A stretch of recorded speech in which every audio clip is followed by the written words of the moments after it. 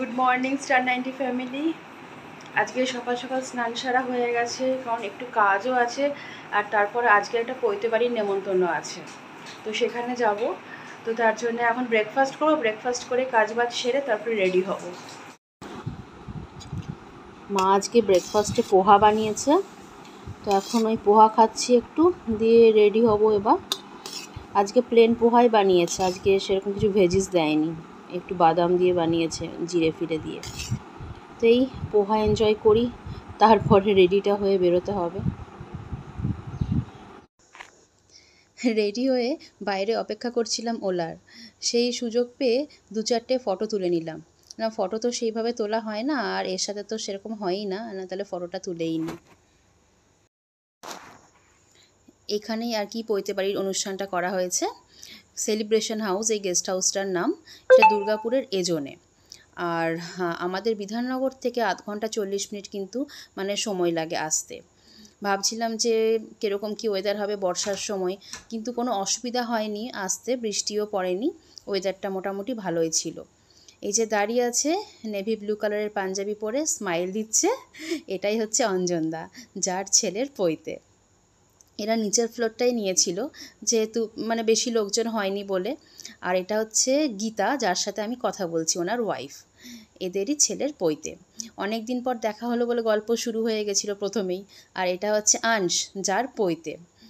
তো ছোটোবেলায় খুব দুষ্টু ছিল, এখন দেখছি শান্ত হয়ে গেছে বড় হয়ে। যাই হোক, ছোটোবেলা সবাই একটু দুষ্টু থাকে, বড় হয়ে শান্ত হয়ে যায়। এই নিচের এই ফ্লোরটাকে এইভাবে সাজিয়েছে আর কি, পৈতের জন্যে ঠিকই আছে, ভালোই লাগছে। আর আমরা যাওয়ার পরেই অনেক চেনাশোনা সবার সাথে দেখা হলো, গল্প হলো। আর ফটো তোলায় তো শেষ হয় না আমাদের, কিছুক্ষণ গল্প আর ফটো তোলা এই চলতে থাকে। তো অনেক গল্প ফটো তোলার মাঝে। তারপরে আংশ বলছে যে আমার সাথে ফটো তুলবে না মামি, তুমি তো মায়ের সাথে ফটো তুলেই যাচ্ছ, দিয়ে ওর সাথেও ফটো তোলা হলো। আর এই যে গীতা, একে আমার হাজব্যান্ড মানে সুভাষ বোন ডেকেছে। এদের একটা বড় হিস্ট্রি আছে, পরে আমি শেয়ার করবো, একটা আলাদা ভ্লগ করব এদের জন্যে।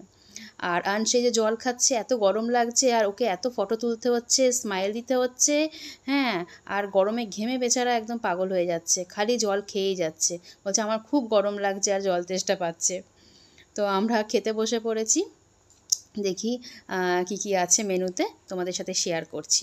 উৎসব ক্যাটারার করেছে। এই দেখো মেনু দেখেই নাও, মেনুতে কি কি আছে। ভালোই হয়েছিল, গরমের মধ্যে মেনু খারাপ ছিল না, ভালোই ছিল, ঠিকঠাক ছিল।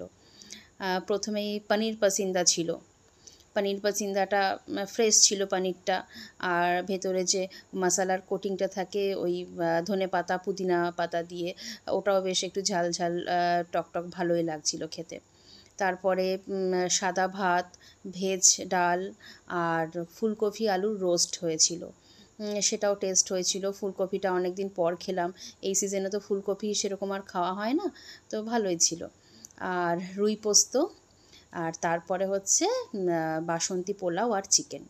আর মিষ্টির ভিডিও করতে ভুলে গেছি, গল্প করছিলাম বলে, ডাইরেক্ট আর কি আইসক্রিম, রসগোল্লা ছিল আর কালাকাঁদ ছিল। আইসক্রিম খাওয়ার পর গরমটা লাগতে শুরু করে দিল। তো যাই হোক, দাঁড়িয়ে তোলা হয়েছে ফটো, বসে তোলা হয়নি, তাই গীতা বলল চলো বৌদি বসে ফটো তুলব। ফটো তো তোলা দূর কি বাদ, গল্প করতে আমরা ব্যস্ত ছিলাম, এতদিন যেহেতু দেখা হয়নি। তো যাই হোক, গল্প টল্প করে টাটা করলাম, আবার পরে দেখা হবে বলে। পৈতে বাড়ি এসেছিলাম, তো খাওয়া দাওয়া হয়ে গেল, অনেক গল্প হলো, আড্ডা হলো, অনেক দিন পর এসেছিলাম তো ব্যাস এখন বাড়ি যাচ্ছি। আবার একদিন আসবো, প্রমিস করে যেতে হয়েছে, নাহলে এত তাড়াতাড়ি ছাড়ছিল না।